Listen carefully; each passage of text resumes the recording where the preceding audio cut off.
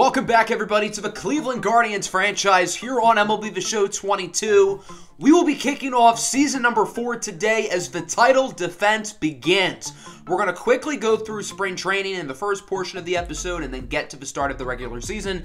If you don't really care about the spring training part, I'll put a timestamp in the description so you can get right to the regular season portion of the episode. In case you missed the offseason, I'll leave the card at the top right of your screen so you can check it out. But we did make some moves and we lost some players, including Max Fried, Franmil Reyes, and Manuel Margot, who all signed with new teams in the offseason. We traded Adbert Alzolay to the Cincinnati Reds, and we also lost Miguel Castro. That's a lot of players out the door who were key pieces of our team last year, but I think we did a good job in adding some replacements. We started by extending Zane Rowley to an 11-year deal for $200 million. I know it's risky for a guy who's played 21 big league games, but he was outstanding in the postseason. He's still recognized as a prospect, which is funny enough. And then we gave Ramon Romero an 8-year deal for $90 million.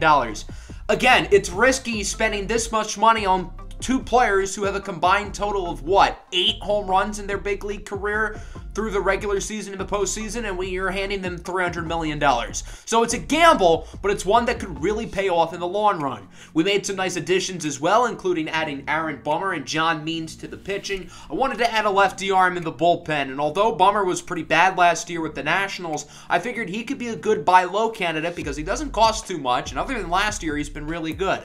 As for John Means, he's as consistent as it gets. He was injured pretty much all of last year, only starting in 3 games for the Texas Rangers, but I think this is a pretty good contract for a number 2 starter. I wanted to bring back Max Fried. I offered him 3 years, $66 million. He said no, ended up going to the Dodgers. So we're getting John Means for, what, 60% of that? And he's going to give us 80% of what we had with Max Fried. We made 2 pretty big trades as well, starting with the Reds, in which we acquired starting pitcher Hunter Green. He's been in their organization for 7-8 years and really just hasn't developed the way they had hoped, but he does have 5 years of team control and has the upside to be really good. Along with him, we acquired Jay Allen, who's going to be our new Manuel Margot, but he's only 22 years old and on 4 years of team control.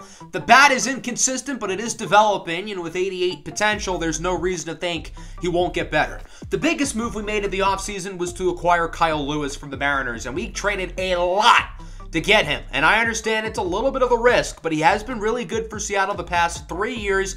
He had a hard time staying healthy early in his career, but that hasn't really been a problem as of recent.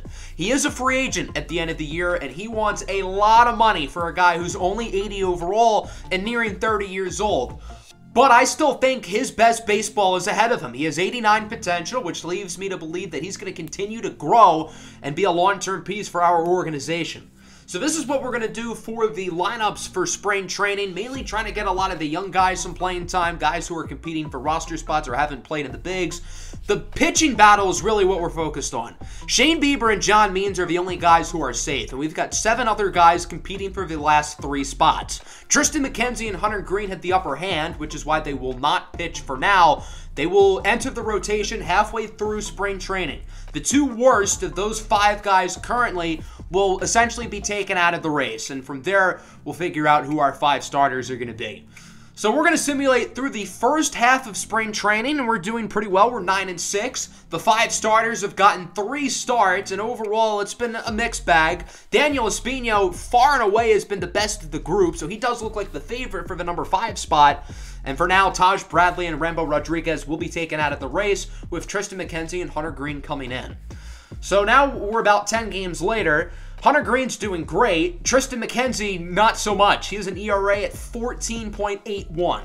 McKenzie's been very inconsistent, and, I mean, this is a guy who's a proven veteran, but last season, I feel like every start he either dominated or he sucked, and there was no in between. So, I mean, we need to see him have a good start before the end of spring training.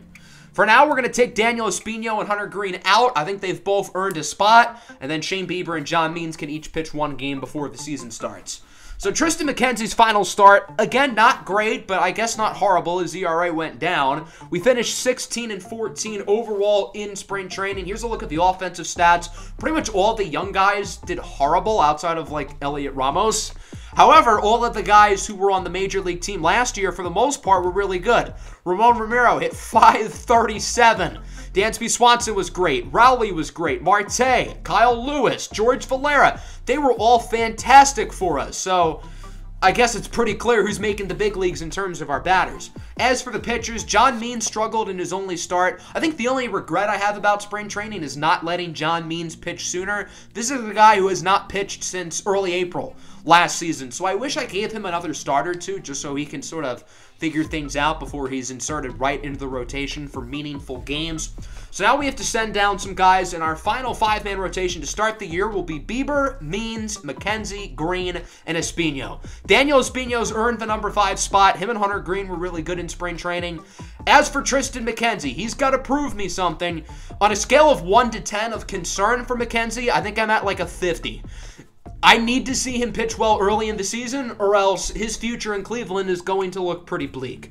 Here's a look at some of the other roster moves. Some players were out of minor league options and put on optional waivers, but luckily none of the players on waivers were claimed, so all of them will return to our minor league system.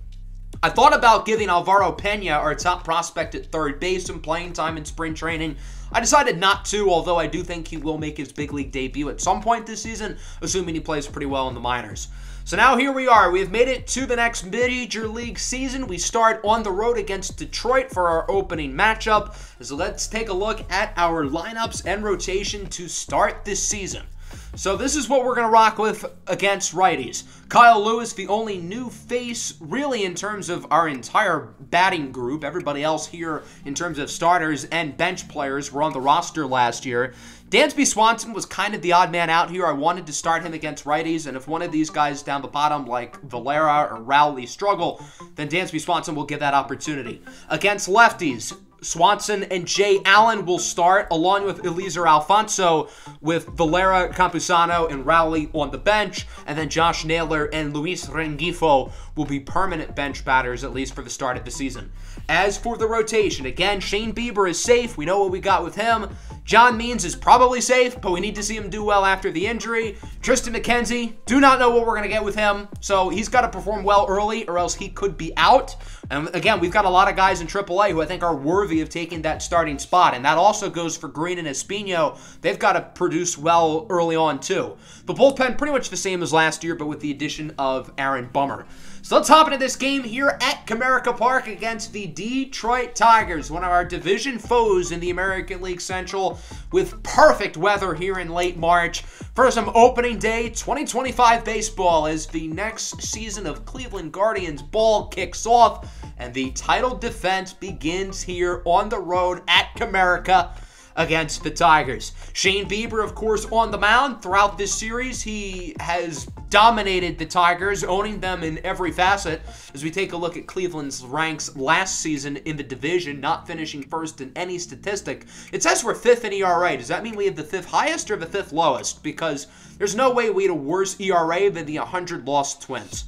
Let's take a look at both lineups. The top two hitters for the Tigers lineup have a career total of 2 big league plate appearances, so it might be a rough season in the Motor City. Former top draft pick Casey Mize will be on the bump for the Tigers.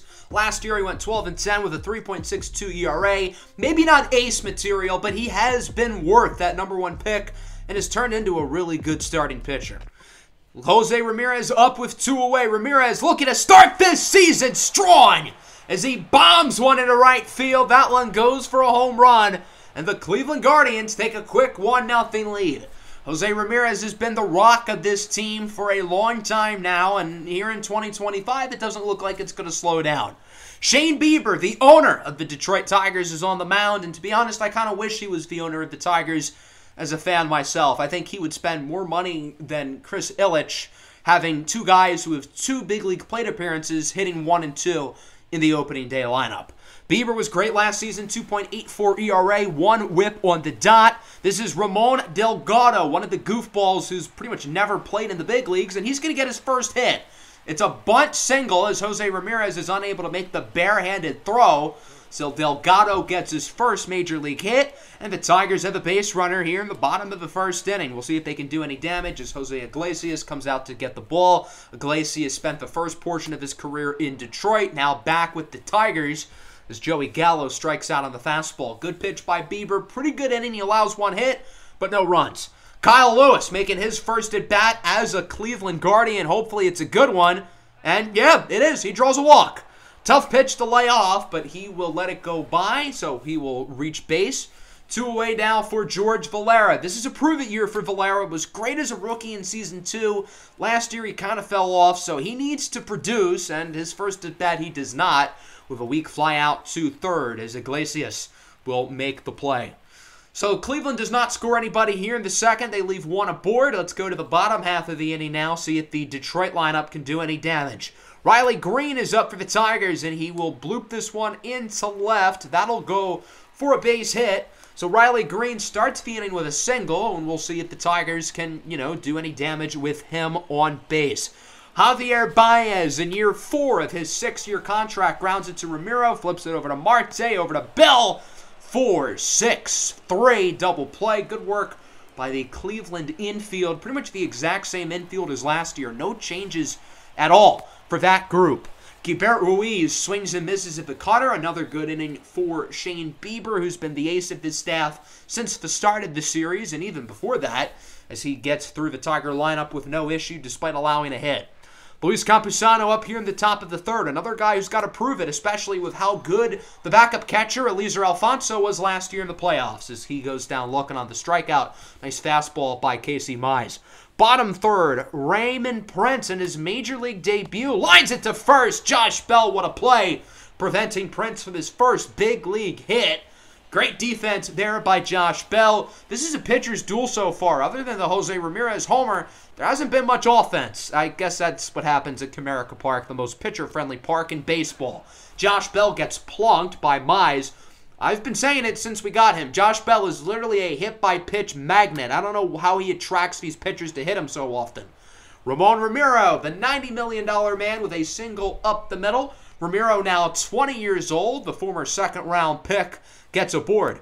2-1, 2 away, a big opportunity for the $200 million man, 20-year-old Zane Rowley, who hits it well into left field for a single.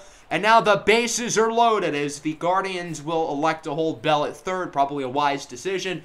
Huge opportunity here for George Valera. 3-1 pitch. Lines it nicely into center field, but he might have hit that one too well as it is caught by Riley Green. The Guardians lead the bases loaded here in the fourth as it remains 1-0. Let's go to the bottom half of the inning. See if Bieber can continue his dominance as it's Spencer Torkelson with a high fly ball in right field. That one is gone into the tunnel, and the Detroit Tigers tie it at 1.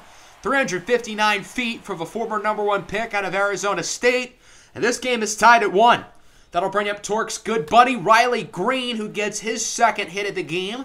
Good start here for Green, really hoping to break out into a star for the Tigers as he singles into left field. Runner on here for Javier Baez, swinging at a ball. Who could have guessed that? But he hits it well for a single, so there you go. Maybe it is good every once in a while to swing at a pitch out of the zone. Just don't chase anything below the knees, which Javier Baez has a tendency to do. Wild pitch, both runners steal. That's a risky decision, but it pays off for the Tigers. We now have 2 runners aboard, 2 away. A huge opportunity for the catcher, Gilbert Ruiz, and he strikes out on the cutter. Great job by Bieber to get out of the jam, although he does allow the homer to Torkelson, as this game remains tied at 1 through 4 innings. We'll see if either side can break away. Cleveland's offense not showing much other than getting a lot of base runners in the fourth. As Ketel Marte hits that one down the line and fair. That one looks like it could go for extra bases, as Marte will slide into second for a double. In my opinion, Ketel Marte was Cleveland's best hitter last season, and along with a great postseason, Ketel Marte might be the best building block in this organization. That one hit well from Ramirez, but the shortstop is able to do a good job of not letting that one go into the outfield. It's Javier Baez with a rare good defensive play, and this game remains tied at 1. Casey Mize quietly pitching really well, as is Shane Bieber, as he faces off against Jose Iglesias with a full count. Weak dribbler to short. Marte looking to make the play. Going to be close, and he is not in time. Jose Iglesias outruns the throw for an infield single. We'll see if these 2 rookies can drive him in, as Prince will strike out, and then the following batter, Delgado, would not do anything. So Bieber gets out of the 5th, still tied at 1. Going into the 6th inning, will this be the inning where Cleveland's offense finally gets something going, as Josh Bell has a nice 3-1 pitch right down the middle of the strike zone, and he capitalizes with a base hit. Bell won the postseason MVP a year ago for the American League. Really consistent hitting in the playoffs. He hit for average, he hit for power, as Kyle Lewis splits for first and second baseman for his first base hit as a Cleveland Guardian. So now there's 2 runners on base and nobody out here. Big opportunity for Cleveland to get back on the board. It's Josh Naylor, the pinch hitter, who crushes it into right center field. That baby is gone. 3-run shot for Josh Naylor off the bench, and the Cleveland Guardians are up 4-1. That was Ramon Ramiro's spot in the lineup, but Cleveland wanted to let Josh Naylor get the at-bat, hoping that he can light a spark, and that he did as the Guardians extend their lead. What a great swing there by Josh Naylor, taking Casey Mize out of the ballgame. He'll be replaced by the longtime starting pitcher, James Paxton, who is now being used in a relief role late in his career with the Detroit Tigers. That brings up Dansby Swanson entering as a pinch hitter for Campusano with 2 away, and he will get that one to drop into right field for a base hit. Swanson had some clutch hits last year in the postseason. Obviously, that big grand slam in Game 6 of the ALCS against the White Sox. As that brings up Ketel Marte with a moonshot into left. Sick bat flip to go with it. And the Guardians lead 6-1. I think it's fair to say the offense has certainly come alive here in the 6th inning. 3-run homer by Naylor, 2-run homer by Marte, and from there, Shane Bieber will not return to the game. He'll be replaced by Aaron Bummer. If Cleveland did not have that 5-run inning, there's a chance Bieber would have stayed in, but the Guardians figured there's no need. Why not let the bullpen finish this game off as Bummer strikes out Joey Gallo, little lefty-on-lefty crime, hoping that Bummer can produce better than he did last year because, well, last season for him was a disaster, and it would be a 1-2-3 inning, finished off by a grounder by Riley Green. A very productive 6th inning for the Guardians. They score 5 runs and lead this one 6-1. As we go into the 7th, Josh Bell hitting from the right side of the plate, crushes it into left center field, and that baby is out of here. That pitch was not down the middle. It did not hit the sweet spot of the bat, and quite frankly, Josh Bell does not give a damn. Paxton taken out of the game, replaced by Zach Davies, who's on his 7th team in 7 seasons, started in 32 games last year at the Phillies, and infamously has cheated on his wife. Kyle Lewis does not like people who cheat on their wives, so because of that, he's going to hit a double in a left field. Pretty productive debut for Lewis. He now has 2 base hits along with a walk, so he's reached base 3 times. Not a bad start for the new kid on the block. That'll bring up Zane Rowley, hits it well into center, but Riley Green should be under it to make the play. Cleveland does add another insurance run here in the 7th with the homer by Josh Bell. So Ryan Weathers is going to come in the game. Cleveland doesn't want to have to use some of their really good bullpen arms if they don't have to, hoping that Weathers can weather the storm, if you will, and keep the Tigers afloat, although they do start the inning with a base hit, singling up the middle into center field. Weathers produced at a very high level last year in the postseason. The Guardians hoping that's not a fluke as Iglesias grounds it to second with 2 away, flips it over to short. Good inning for Ryan Weathers as it remains 7-1. Jay Allen, his first at-bat as a Guardian, goes up the middle for a base hit. Allen entered the game earlier after Cleveland's substitutions back in the 6th inning. He replaced Josh Naylor, who, of course, had the big 3-run homer. Allen now on third for Jesus Sanchez, who's 0 for 4 today. Grounds that one up the middle. Nice play by Baez. Not a great opening day for Jesus Sanchez, who's currently 0 for 5, but at least the rest of the lineup is hitting. Still remains 7-1 going into the bottom of the 8th. Here's Raymond Prince, the rookie. Hits that one well into left. Rowley will not make the play as it goes off the wall for a double. That's the first big league hit in the career of Raymond Prince. So both of the new goofballs hitting 1 and 2 in the Tigers' batting order get their first hits today. Detroit hoping to drive them in as they had a single here with 1 away. So now there's 2 runners on the corners and 1 out. That was Torkelson with the base hit, and Joey Gallo is going to drive in the rookie Prince with a blooper into left field. So the Tigers will make it 7-2. Detroit trying to show some fight. Riley Green now hits it into right. Allen cannot make the acrobatic catch. Torkelson on his horse. He will score. Joey Gallo looking to join him. Going to be a close play at the plate, but he is safe. It's a 2-run triple for Riley Green, who has been awesome today for the Tigers offensively, and it's now 7-4. Ryan Weathers is getting rocked. The Tigers are back in the game, so there's no reason to keep him in. Dylan Tate, who had a rough spring training, will replace him and get out of the innings as he strikes out Keibert Ruiz. So the Tigers score 3, making it interesting, as it is 7-4 here going into the 9th inning. Can Cleveland hold on to the win with their all-star closer, Emmanuel Clase, in for the save? Clase saved 49 games last year with a sub-2 ERA and a sub-1 whip, making the all-star team in all 3 seasons of the series. What a play by Jose Ramirez. He has some bunnies. Jose Ramirez literally levitated in the air as that one flies off the bat of Blake Rutherford. Excellent defense by Ramirez, who struggled defensively last year in the playoffs. The Tigers will cut the lead to 2 as Jose Iglesias homers into left field, making it 7-5. I remember last year Clase allowed a run on opening day. I don't think he allowed a run for another 2 months. So hopefully that stays true today, as this game will finish off with a nice defensive play by Josh Bell. 7-5, your final. The Cleveland Guardians start the 2025 season with a record of 1-0. The perfect season is still up for grabs. We just need 161 more wins. The offense really struggled early, but the Josh Naylor home run in the 6th inning really gave us a spark, and from there the offense kept clicking. Shane Bieber was great. The bullpen outside of Weathers did their job. Detroit's lineup wasn't horrible. 5 runs, 12 hits, pair of homers. Could have been worse. I thought Casey Mize pitched pretty well despite getting the loss and allowing 4 runs. He was doing really well before the 6th inning. So we're going to simulate our next 5 games. 2 more in Detroit, 3 more in the Royals. I wanted to play our home opener against the Houston Astros, and we ended up going 4-2. So these 2 games with the double-digit runs are the most interesting to me, and it's not just because the offense dominated, which is true, but the starting pitching storylines. So we won this game against the Tigers 12-7. Tristan McKenzie, 3 1/3 innings, allowing 4 runs. He allowed 6 walks as well. Not a good start for a guy who needs to prove it to me. Against the Royals, we went 11-2. How did Hunter Green do in his Cleveland Guardians debut? Well, he went nearly 8 innings, striking out 11, only allowing 1 run. Not a bad first impression from Hunter Green. Dominating in spring training, dominating in his first real start. And the offense is doing great, too. Ketel Marte, the current favorite for American League MVP. Obviously, it's early. We're 6 games in. This is no sample size. He's not the only guy doing well. Jose Ramirez tied for the league lead in home runs. Look who's in first in the NL. Franmil Reyes doing well with the Diamondbacks. That's pretty cool to see.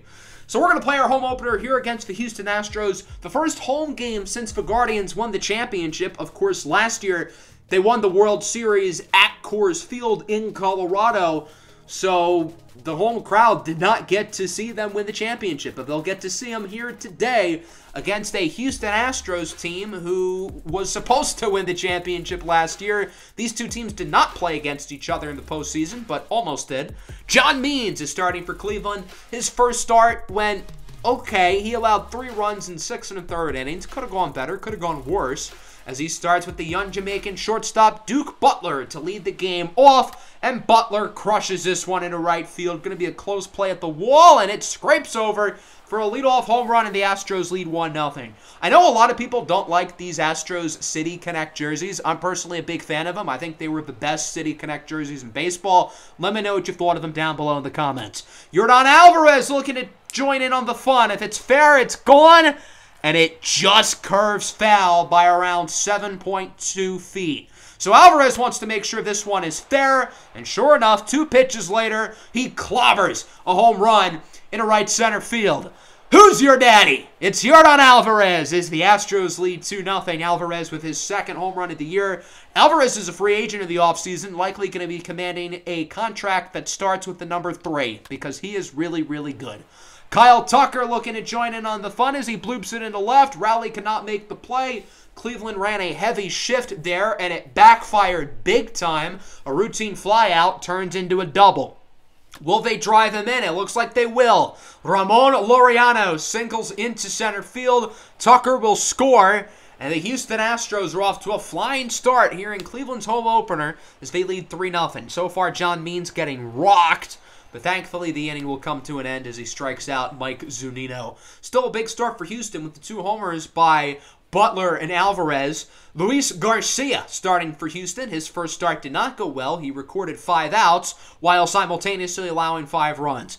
Luis Garcia rocking the baby on the mound, and Ketel Marte chooses to kill the baby because, well, he's Ketel Marte. He's the best hitter in baseball to start this season as he gets his 5th home run of the year into center field. 5 home runs, a batting average well above 500. Again, I know it's early, but Ketel Marte is looking like the early MVP favorite. Speaking of homers into center field, that one nearly gets out, but it will be tracked down at the warning track by Jesus Sanchez. That could have been real bad. Jose Altuve, at all 5'6" of his mighty self, will single into center field, so the Astros have a base runner. Altuve, despite hitting in the 9-hole, has gotten off to a great start this year for Houston. Duke Butler, who led the game off of a homer, will ground into a 4-6-3 inning-ending double play. Good job by John Means to get out of the jam as it remains 3-1. Josh Bell up here in the bottom of the second. Count is full. Garcia still doing his signature rock the baby as Josh Bell will again crush the baby into center field with a base hit. I don't know what it is with these Cleveland players trying to kill the baby, but, I mean, that's what they're doing. Josh Bell also off to a nice start this season, as that'll bring up the shortstop, Dansby Swanson, who's a free agent at the end of the year, and he strikes out on the slider. Swanson, of course, acquired in the Max Fried deal at the deadline last year. Fried obviously leaving in free agency, signing with the Dodgers, as Alex Bregman leads off the 3rd inning strong. That one hits off the wall. Looks like it'll be a no-out double. So far, the Astros lineup is having a great day, and Cleveland is really kicking themselves for not giving John Means a few extra starts in spring training because he looks really rusty.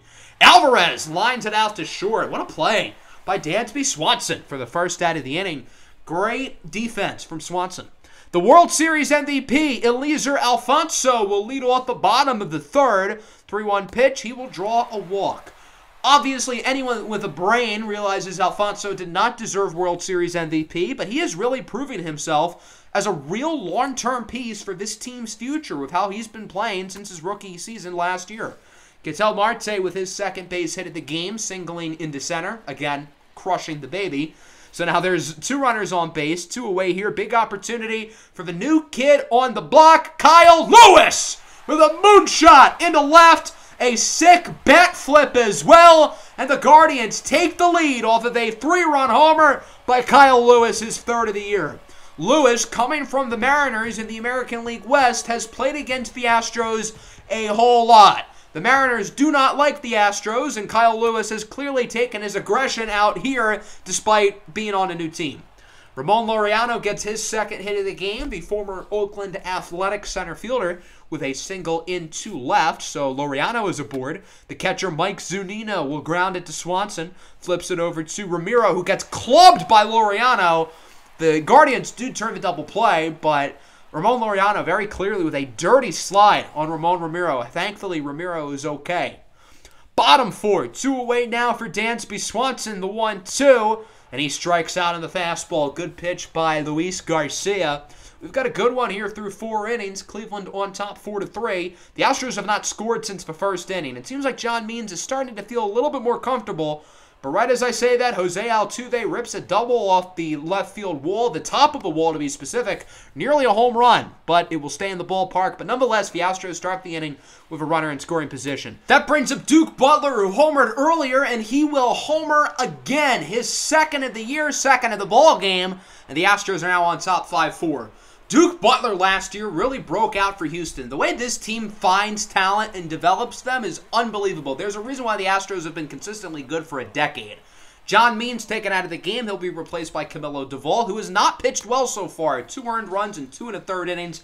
He will strike out Yordan Alvarez, so who's your daddy after all? And then Kyle Tucker will go down looking to end the inning. Not a great frame, though, for Cleveland with the Duke Butler homer, as it's 5-4. Going into the bottom of the 5th, Eliezer Alfonso leads it off for the Guardians.